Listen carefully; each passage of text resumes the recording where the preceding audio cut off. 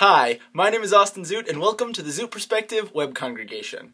This week's Torah portion discusses the laws of keeping kosher. God gives a very detailed explanation of all the animals that you can and cannot eat, starting with a law or a line of ritual, what the concept is that you're not allowed to eat, and then giving several examples of things that you can and cannot choose to eat by keeping kosher. Now, I find this particular Torah portion really intriguing and really interesting because keeping kosher is something that in a modern sense, a lot of people have some conflict with. A lot of people question whether or not it's still necessary to keep kosher. Many of the laws that we see in kashrut deal with sanitation and health. At the time that the Torah was being written, it wasn't clean and it wasn't safe to eat several of the animals that are now unkosher because there was no way to guarantee that they were being kept clean and would not get people sick. Now that's not really an issue. It's not really a challenge in today's day and age, and it leads us to ask the question, why is it necessary, or rather if it is necessary, to continue to keep kosher?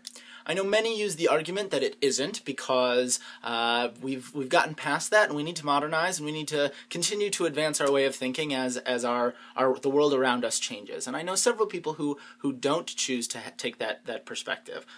Many people believe that keeping kosher is a way of connecting to something a little more holy, connecting to something a little more meaningful, and connecting with a heritage.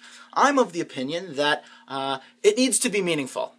It needs to be meaningful for you. If keeping kosher connects you to your family heritage, if keeping kosher connects you to the history of the Jewish people, if keeping kosher connects you to the concept of God that you internalize, and it makes you feel like a better Jewish person and a better religious person and a more holy person, then keeping kosher is absolutely necessary and truly, truly important. But at the same time, if keeping kosher doesn't mean anything to you, and it's a burden rather than a meaningful experience, then it's actually taking away from your ability to connect with God. It's taking away from your ability to find holiness in your life, and instead getting in the way. I actually have a very interesting interaction with this because I don't choose to keep kosher. I have tried on occasion. I've gone days, weeks at a time while attempting to keep kosher or taking my own spin on keeping kosher. And in each instance, the meaningful connection is somewhat there. I do enjoy the fact that keeping kosher means that I'm connecting with the Jewish people and connecting to my heritage.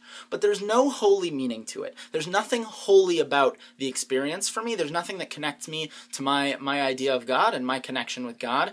So it isn't something that I choose to do on a regular basis. I'm also open to the idea that that's not always going to be the case.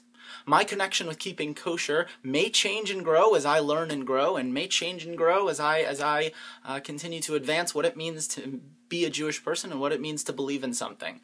I'm very open to the idea that may change, but at this point, it's important to have that conversation and it's important to have that struggle. It's important to know this is why we do something, these are the options for how it can make me feel, and to actually attempt it. Go keep kosher for a day. Go keep kosher for a week. Be mindful of what you're doing. Be mindful of what you're eating, and make a decision as to what brings you closer to God.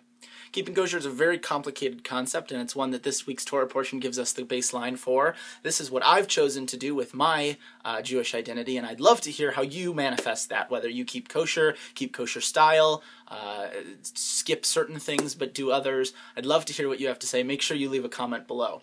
If you're liking what we're doing here at the Zoot Perspective Web Congregation, you may want to consider donating to my GoFundMe page, which you can find the link in the comments or in the description below. I'm working very hard to advance my dream to become a rabbi, to do this professionally, to make a living doing this, and to really change people's lives. So if you like what I'm doing, please feel free to donate to my page and continue to help advance my education.